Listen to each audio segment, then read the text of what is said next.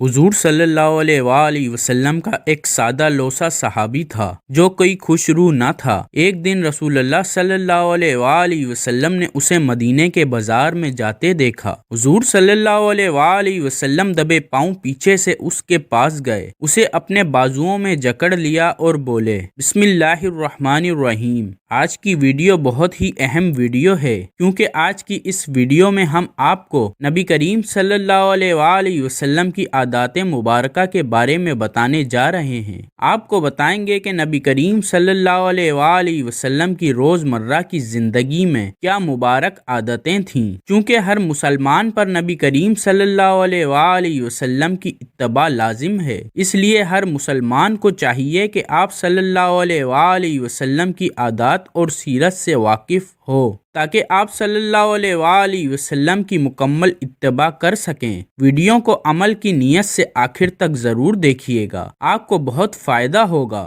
ناظرین، مختلف روایات متفق ہیں کہ رسول خدا صلی اللہ علیہ وآلہ وسلم جسم اور لباس کی طہارت و صفائی کا بے حد خیال رکھتے تھے۔ کبھی کبھار آپ صلی اللہ علیہ وآلہ وسلم بال بھی بڑھا لیتے تھے، مگر بالوں کو نہایت صاف ستھرا اور کنگھی سے سنوار کر رکھتے تھے۔ آپ صلی اللہ علیہ وآلہ وسلم تیز تیز چلتے تھے، حتیٰ کہ ان کے صحابہ کرام رضوان اللہ اجمعین کو ان کے ساتھ قدم ملانے میں دقت پیش آتی تھی، مگر وہ گفتگو نہایت آہستہ آہستہ کرتے تھے۔ ایک راوی کے مطابق نبی کریم صلی اللہ علیہ وآلہ وسلم اتنا ٹھہر ٹھہر کر بولتے تھے کہ ان کے ہر الفاظ کا ایک ایک حرف بآسانی گنا جا سکتا تھا۔ چونکہ رسول اللہ صلی اللہ علیہ وآلہ وسلم کے منہ سے نکلنے والا ہر لفظ قانون تھا، لہٰذا وہ چاہتے تھے کہ وہ جو کچھ کہیں سننے والے اسے اچھی طرح سمجھ لیں۔ نبی کریم صلی اللہ علیہ وآلہ وسلم سادہ اور شستہ زبان استعمال کرتے تھے، خواہ وہ کسی فرد سے گفتگو کر رہے ہوں یا مسلمانوں کے اجتماع سے خطاب کر رہے ہوں۔ ان کا طرز تکلم ہر طرح کے تصنع سے پاک ہوتا تھا۔ ناظرین، حضور صلی اللہ علیہ وآلہ وسلم نہایت سادگی سے زندگی بسر کرتے تھے۔ وہ اپنے جوتوں کی خود مرمت کرتے، اپنی بکریوں کا دودھ دھوتے اور اس کام کے لیے اپنے خادم کو تکلیف دینا بھی گوارا نہ کرتے۔ ان کے ذاتی خادم حضرت انس رضی اللہ تعالی عنہ کا کہنا ہے، میں نے 10 سال رسول اللہ صلی اللہ علیہ وآلہ وسلم کی خدمت اقدس میں گزارے۔ انہوں نے مجھ سے ایک بار بھی نہیں پوچھا کہ تم نے یہ کام کیوں نہیں کیا یا کیوں کیا ہے۔ وہ ہمیشہ مجھ سے نہایت شفقت فرماتے۔ رسول اللہ صلی اللہ علیہ وآلہ وسلم کی عادت مبارکہ تھی کہ آپ صلی اللہ علیہ وآلہ وسلم ننھے منھے بچوں سے بڑا پیار کرتے تھے اور جہاں کئی بچوں کو دیکھتے خوش ہو جاتے اور بچوں کو ہنسانے کے لیے ان سے مذاق بھی کرتے۔ فطری طور پر وہ اپنے نواسوں حضرت حسن اور حضرت حسین رضی اللہ تعالی عنہ سے بھی بے حد محبت کرتے۔ بسا اوقات وہ نماز کے دوران بھی ان میں سے ایک کو بازوؤں میں اٹھا لیتے۔ جب آپ صلی اللہ علیہ وآلہ وسلم سجدے میں جاتے تو نواسے کو پاس کھڑا کر لیتے اور سجدے سے اٹھ کر اسے پھر گود میں لے لیتے۔ جب دونوں بچے ذرا سیانے ہوئے تو وہ مسجد نبوی صلی اللہ علیہ وآلہ وسلم میں ادھر ادھر دوڑتے پھرتے۔ نماز با جماعت کے دوران کبھی کبھار وہ رسول اللہ صلی اللہ علیہ وآلہ وسلم کی ٹانگوں میں سے گزر جاتے۔ رسول خدا صلی اللہ علیہ وآلہ وسلم انہیں کچھ نہ کہتے۔ رسول اللہ صلی اللہ علیہ وآلہ وسلم ہر ایک سے مشفقانہ برتاؤ کرتے، حتیٰ کہ معمر خواتین ان سے لمبی لمبی بے سروپا باتیں بھی کرتی، مگر رسول اللہ صلی اللہ علیہ وآلہ وسلم کوئی اکتاہٹ محسوس نہ کرتے۔ سبحان اللہ، کیا شان ہے پیارے آقا صلی اللہ علیہ وآلہ وسلم کی، کیا اوصاف حمیدہ ہیں رسول پاک صلی اللہ علیہ وآلہ وسلم کے۔ آپ صلی اللہ علیہ وآلہ وسلم کی عادت مبارکہ یہ تھی کہ سفر کے دوران وہ قافلے کے ہر فرد کے ساتھ رابطہ رکھتے اور بار بار لوگوں کے پاس جاتے تاکہ وہ خوش رہیں۔ ایسے ہی ایک موقع پر وہ اپنے پرانے دوست حضرت جابر رضی اللہ تعالی عنہ کے پاس گئے جو اپنے بوڑھے اونٹ پر سوار جا رہے تھے۔ حضور صلی اللہ علیہ وآلہ وسلم نے خود پر اس طرح سنجیدگی طاری کر لی کہ کوئی بھی دیکھنے والا سمجھ سکتا تھا کہ نبی کریم صلی اللہ علیہ وآلہ وسلم مذاق فرما رہے ہیں۔ پھر انہوں نے جابر رضی اللہ تعالی عنہ سے کہا، اچھا کیا تم اپنا اونٹ میرے ہاتھ فروخت کرنا چاہتے ہو؟ ہاں مگر ایک شرط پر کہ میں اونٹ مدینے واپس جا کر آپ کے سپرد کر دوں گا۔ جابر رضی اللہ تعالی عنہ نے جواب دیا، لوگے کیا؟ آپ بتائیے، 1 درہم میں بیچو گے؟ رسول خدا صلی اللہ علیہ وآلہ وسلم نے کہا، اے اللہ کے نبی صلی اللہ علیہ وآلہ وسلم، آپ مجھے لوٹانا چاہتے ہیں؟ جابر رضی اللہ تعالی عنہ نے پکارا، تو چلو 2 درہم لے لو۔ ہرگز نہیں، تو 3، 4، 5۔ رسول اللہ صلی اللہ علیہ وآلہ وسلم نے قیمت بڑھائی اور بالآخر 40 درہم تک پہنچ گئے اور حضرت جابر رضی اللہ تعالی عنہ رضامند ہو گئے۔ پھر رسول اللہ صلی اللہ علیہ وآلہ وسلم نے چند ادھر ادھر کی باتیں کی اور قافلے میں کسی اور شخص سے ملاقات کے لیے روانہ ہو گئے۔ مدینے واپس پہنچ کر جابر رضی اللہ تعالی عنہ نے اپنی زوجہ سے تمام ماجرا کہا اور بتایا کہ کس طرح دوران سفر رسول خدا صلی اللہ علیہ وآلہ وسلم سے خوشگوار ملاقات ہوئی تھی۔ نیک بخت کچھ زیادہ ہی محتاط تھی اور اس نے حضرت جابر رضی اللہ تعالی عنہ سے اصرار کیا کہ وہ رسول اللہ صلی اللہ علیہ وآلہ وسلم کی بات کو مذاق تصور نہ کرے، بلکہ اونٹ رسول اللہ صلی اللہ علیہ وآلہ وسلم کے گھر لے جائیں۔ جب رسول اللہ صلی اللہ علیہ وآلہ وسلم کو اطلاع ملی تو وہ مسکرائے اور انہوں نے اپنے خزانچی کو حکم دیا کہ جابر کو 40 درہم ادا کر دیے جائیں۔ رسول اللہ صلی اللہ علیہ وآلہ وسلم نے وہ اونٹ بطور تحفہ دوبارہ جابر رضی اللہ تعالی عنہ کے حوالے کر دیا۔ یہ اونٹ اس کے بعد بھی کئی سال تک حضرت جابر رضی اللہ تعالی عنہ کے پاس رہا۔ جب بھی جابر رضی اللہ تعالی عنہ کو اس واقعے کی یاد آتی، وہ رسول پاک صلی اللہ علیہ وآلہ وسلم کے اس یادگار تحفے کو دیکھتے تو نبی کریم صلی اللہ علیہ وآلہ وسلم کی یاد میں کھو جاتے۔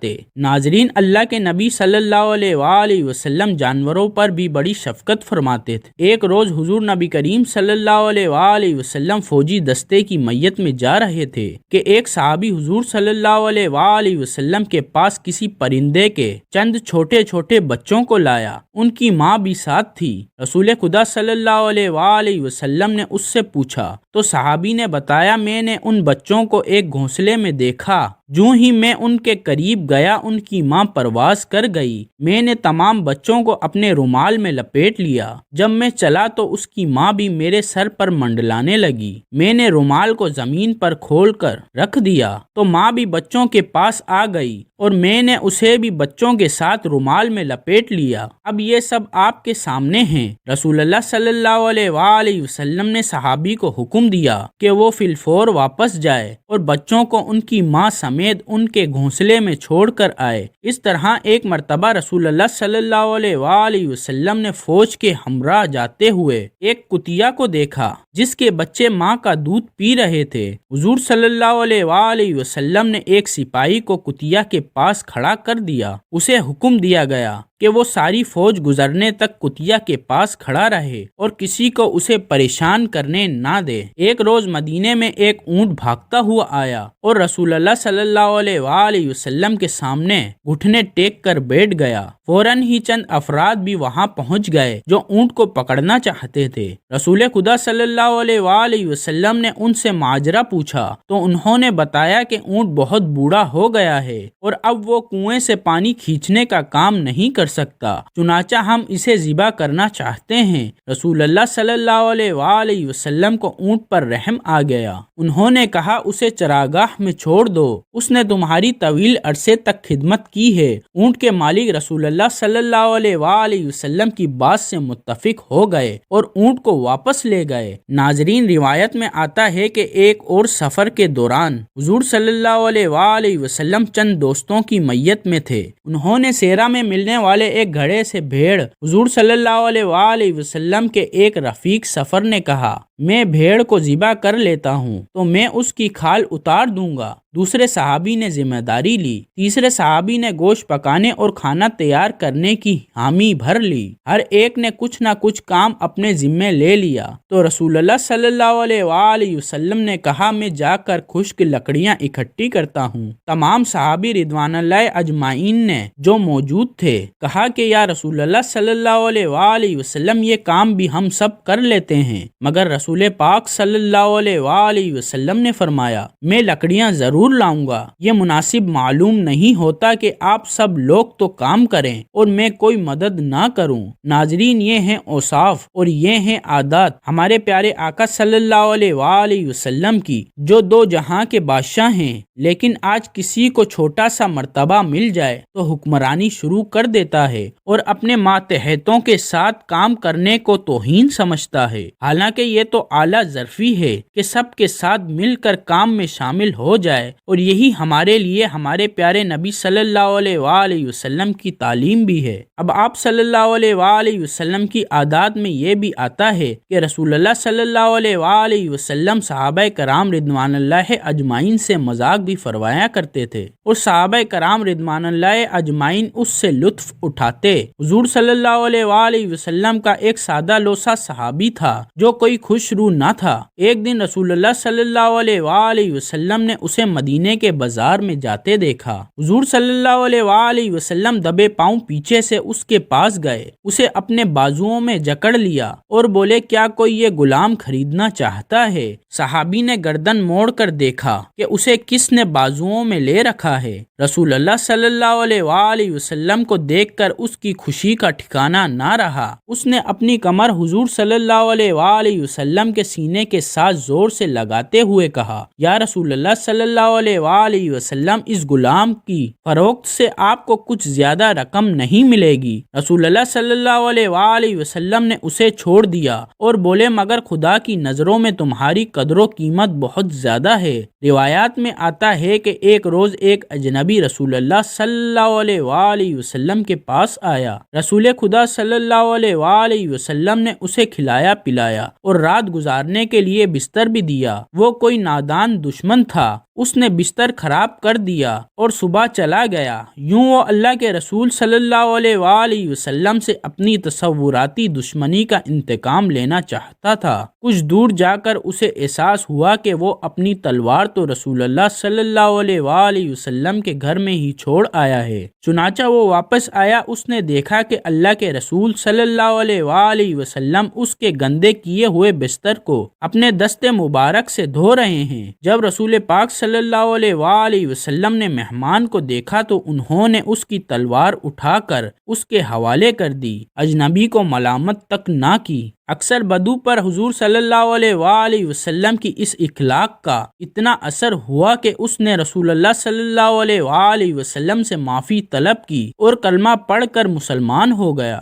اسی طرح کی ایک اور روایت ہے کہ ایک روز مسجد میں رسول خدا صلی اللہ علیہ وآلہ وسلم نے ایک شخص کو دیکھا جس کی داڑھی الجھی ہوئی تھی اور سر کے بالوں میں کنگھی تک نہ کی گئی تھی۔ رسول اللہ صلی اللہ علیہ وآلہ وسلم نے اسے مسجد سے باہر جا کر ہاتھ منہ دھونے اور بالوں کو کنگھی وغیرہ کرنے کو کہا۔ جلد ہی وہ حجام کی دکان سے واپس آیا تو رسول اللہ صلی اللہ علیہ وآلہ وسلم نے کہا، کسی خوفناک شیطان کی مانند نظر آنے سے کیا یہ بہتر نہیں ہے؟ ایک اور موقع پر رسول اللہ صلی اللہ علیہ وآلہ وسلم نے ایک مسلمان کو نہایت خستہ حالت میں دیکھا۔ اس کے کپڑے پھٹے ہوئے تھے اور بدن پر جھول رہے تھے۔ جب رسول اللہ صلی اللہ علیہ وآلہ وسلم نے اس سے ایسی حالت کا سبب پوچھا تو اس نے بتایا، یا رسول اللہ صلی اللہ علیہ وآلہ وسلم، میں کوئی غریب شخص نہیں، اللہ نے مجھے کافی دولت دی ہے، مگر میں سب کچھ اللہ کی راہ میں لٹا دیتا ہوں اور خود چھوٹے موٹے پر اتفاق کرتا ہوں۔ اس پر رسول اللہ صلی اللہ علیہ وآلہ وسلم نے فرمایا، یہ کوئی اچھی بات نہیں ہے۔ اللہ تعالیٰ اپنے بندے کو جن نعمتوں سے نوازا ہے وہ بندے کو ان نعمتوں سے مستفیض ہوتے دیکھنا بھی پسند کرتا ہے۔ ناظرین، آپ نے ملاحظہ کیا کہ آپ صلی اللہ علیہ وآلہ وسلم کی عادات میں مذاق بھی شامل تھا، اور آپ صلی اللہ علیہ وآلہ وسلم کی عادات میں پیار، محبت اور شفقت بھی شامل ہے۔ آپ صلی اللہ علیہ وآلہ وسلم کی ہر ادا اور ہر عادت ہمارے لیے قابل تقلید ہے۔ جو عادات اور اوصاف آپ نے ملاحظہ کیے ان سے رسول خدا صلی اللہ علیہ وآلہ وسلم کی بہترین انسانی صفات اور آپ صلی اللہ علیہ وآلہ وسلم کے مثالی معاشرتی رویے کا بخوبی اندازہ کیا جا سکتا ہے۔ آپ کو نبی کریم صلی اللہ علیہ وآلہ وسلم کی مزید عادات بتاتے ہیں جو روزمرہ زندگی سے متعلق ہیں، اور ساتھ میں ان عادات مبارکہ کے سائنسی اور طبی فوائد سے بھی آپ کو آگاہ کریں گے جن کا اعتراف سائنسی ماہرین نے کیا ہے۔ رسول اللہ صلی اللہ علیہ وآلہ وسلم صبح بہت جلد اٹھ جایا کرتے تھے، بلکہ ایسی کوئی روایت نہیں ملتی کہ آپ صلی اللہ علیہ وآلہ وسلم کی تہجد بھی کبھی قضا ہوئی ہو۔ سورج نکلنے سے کچھ وقت قبل اور 1 گھنٹے کے بعد تک کا وقت آکسیجن سے بھرپور وقت ہوتا ہے۔ آج سائنسی تحقیق کی بنیاد پر بھی صحت کے اعتبار سے 24 گھنٹوں میں یہ بہترین وقت ہوتا ہے کہ جس میں آپ کو زیادہ سے زیادہ آکسیجن لینے کا وقت ملتا ہے، جو کہ آپ کی صحت مند زندگی کے لیے ایک بہترین مفید عمل ہے۔ آپ صلی اللہ علیہ وآلہ وسلم کی عادت تھی کہ صبح نیند سے اٹھنے کے بعد رسول اللہ صلی اللہ علیہ وآلہ وسلم آنکھوں کا مساج فرمایا کرتے تھے۔ یاد رہے کہ جسم کا پورا نظام 11 سسٹم پر مشتمل ہوتا ہے۔ نیند سے اٹھنے کے بعد یہ سسٹم بحال ہونے میں 11 سے 12 منٹ لیتا ہے۔ اگر آپ آنکھوں کا مساج کرتے ہیں تو یہ سسٹم 10 سے 15 سیکنڈ میں فوراً بحال ہو جاتا ہے۔ روایات کے مطابق رسول اللہ صلی اللہ علیہ وآلہ وسلم بستر سے اٹھ کر کچھ دیر بیٹھے رہتے تھے اور معمول تھا کہ 3 دفعہ سورہ اخلاص پڑھتے تھے کہ جس کو پڑھنے میں تقریباً 1 منٹ صرف ہوتا ہے۔ آج کل میڈیکل سائنس بتاتی ہے کہ ہمارے دماغ میں ایک رگ ہے کہ جس کے ایک حصے سے دوسرے حصے کے لیے خون کے لیے ایک پل بنتا ہے۔ اس طرح اس پل کے ذریعے سے ہی ہمارے پورے دماغ کو خون کی سپلائی بحال ہوتی ہے کہ جہاں سے ہمارے تمام تر اعصاب یعنی پورا جسم کو کنٹرول ہونا ہوتا ہے۔ اگر کوئی شخص صبح بیدار ہونے پر اچانک اٹھ کر چل دے جبکہ ابھی دماغ میں خون کی سپلائی بحال نہیں ہوئی تو اس شخص کو یہاں برین ہیمریج ہو سکتا ہے یا وہ دماغ کے کئی دوسرے مسائل کا شکار ہو سکتا ہے کہ جن میں اچانک جسم کے کئی حصوں کا مفلوج ہونا فالج بھی شامل ہے۔ جبکہ اگر وہ صرف 1 منٹ بیٹھا رہے کہ اس کے دماغ میں خون کی سپلائی بحال ہو سکے تو بہت سے پیچیدہ مسائل سے بچ سکتا ہے۔ یہ باقاعدہ ایک سائنسی تحقیق ہے اور اس ایک حدیث مبارکہ کے پیچھے بہت سے پروفیسر ڈاکٹرز کی ریسرچ شامل ہے کہ جس میں غیر مسلم ریسرچرز نے بھی اتفاق کیا ہے کہ ہمیں محمد صلی اللہ علیہ وآلہ وسلم کی اس سنت کے مطابق صبح اٹھنے کے بعد بیڈ پر کچھ دیر بیٹھے رہنا چاہیے۔ اس کا فائدہ یہ ہے کہ دماغ پوری طرح سے بحال ہو کر ہمارے جسم کی بھرپور رہنمائی کے قابل ہو جاتا ہے۔ اس سنت مبارکہ پر جہاں بہت بڑا اجر و ثواب ہے وہاں صحت کا بہت بڑا راز بھی ہے۔ آپ صلی اللہ علیہ وآلہ وسلم کی ایک عادت مبارکہ یہ بھی تھی کہ دوپہر کے کھانے کے بعد 1 گھڑی کے لیے یعنی کہ 20 سے 25 منٹ آپ صلی اللہ علیہ وآلہ وسلم لیٹ جایا کرتے تھے۔ اس کا فائدہ یہ ہے کہ تقریباً 68% افراد میں جب وہ لنچ کرتے ہیں تو ان کا معدہ تھوڑی مقدار میں الکوہل پیدا کرتا ہے۔ ایسے میں اگر انسان چل پھر رہا ہو تو وہ چکرا کر گر سکتا ہے یا اس پر خماری کی سی کیفیت طاری ہو سکتی ہے۔ یہی سبب ہے کہ آپ ہمیشہ دوپہر کے کھانے کے بعد اپنے آپ کو تھوڑا سا بوجھل محسوس کرتے ہیں۔ اگر ہم تھوڑی دیر لیٹ جائیں تو الکوہل سے پیدا ہونے والے خمار کا ذہن پر زیادہ دباؤ نہیں آئے گا اور وہ جسم کے نظام کے لیے زیادہ فعال رہے گا اور ہم کسی بھی طرح کے حادثے سے بچ سکیں گے۔ اس کے علاوہ بھی اس سنت مبارکہ پر عمل نہ کرنے کی صورت میں بہت سے صحت کے مسائل کا خدشہ رہتا ہے۔ چونکہ یہ بات آج تحقیقات سے ثابت شدہ ہے، اس لیے دنیا بھر کے ممالک میں بیشتر 1 سے 2 یا 3 بجے تک دوپہر وقفہ کیا جاتا ہے تاکہ لوگ لنچ کے بعد کچھ کہلولہ کر سکیں۔ آج پورا یورپ رسول اللہ صلی اللہ علیہ وآلہ وسلم کی سنت کو عملاً اپنائے ہوئے ہیں اور پورے یورپ میں دوپہر 1 سے 3 بجے تک کا وقفہ ہوتا ہے۔ انہوں نے سنت رسول صلی اللہ علیہ وآلہ وسلم پر ریسرچ کی، اپنایا اور ہم سے کہیں بہتر صحت کا معیار رکھتے ہیں۔ رسول اللہ صلی اللہ علیہ وآلہ وسلم کے معاملات اور عادات میں پیر جمعرات کا روزہ بھی شامل تھا اور آپ صلی اللہ علیہ وآلہ وسلم نے ان روزوں کو رکھنے کی ترغیب بھی دلائی، یعنی کہ ہفتے میں 2 روزے رسول اللہ صلی اللہ علیہ وآلہ وسلم کا قول مبارک ہے کہ مسلمان 1 آنت میں کھانا کھاتا ہے جبکہ کافر 3 آنت میں، اور ہمیں نصیحت فرمائی کہ جب خوب بھوک لگے تو کھانا کھاؤ اور ابھی بھوک باقی ہو تو چھوڑ دو۔ یہ عمل آج کل جدید میڈیکل کی زبان میں آٹوفیزیا کہلاتا ہے۔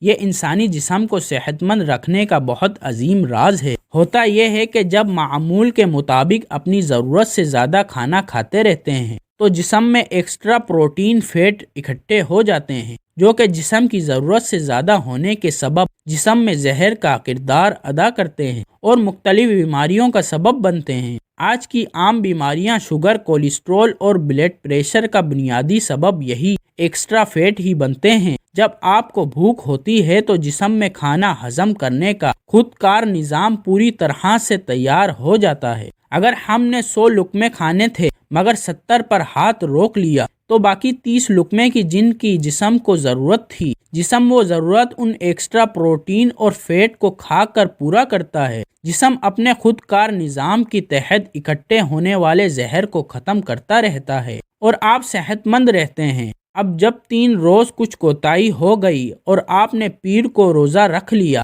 پھر 2 روز کے معاملات اور جمعرات کا پھر روزہ، جب یہ سنت رسول صلی اللہ علیہ وآلہ وسلم آپ کے معاملات کا حصہ بن جاتی ہے تو بیماریاں پیدا کرنے والے سیل آٹوفیزیا کا عمل ہفتے میں 2 بار دہرائے جانے کے باعث اکٹھے ہی نہیں ہو پاتے اور آپ سدا صحت مند رہتے ہیں۔ ناظرین، آج ہم سائنسی تحقیقات پر بہت یقین رکھتے ہیں۔ کیا ہم اس انتظار میں ہیں کہ سائنس رسول اللہ صلی اللہ علیہ وآلہ وسلم کی سنت مبارکہ کو ثابت کرے تو ہم اللہ کے رسول صلی اللہ علیہ وآلہ وسلم کی سنتوں پر عمل کرنا شروع کریں گے؟ حقیقت یہ ہے کہ سائنس رسول اللہ صلی اللہ علیہ وآلہ وسلم کی سنتوں سے بہت پیچھے ہے اور آپ صلی اللہ علیہ وآلہ وسلم کی ساری حیات طیبہ سنتیں ہمارے لیے مشعل راہ ہیں اور انہی میں ہمارے لیے دنیا و آخرت کی کامیابیاں اور راحتیں ہیں۔ اللہ سے دعا ہے کہ اللہ تعالی ہمیں نبی کریم صلی اللہ علیہ وآلہ وسلم کی تمام سنت پر عمل پیرا ہونے کی توفیق عطا فرمائے، آمین ثم آمین۔ ناظرین، کمنٹ باکس میں اللہ تعالی کے 99 ناموں میں سے ایک نام ضرور ٹائپ کریں۔ شکریہ۔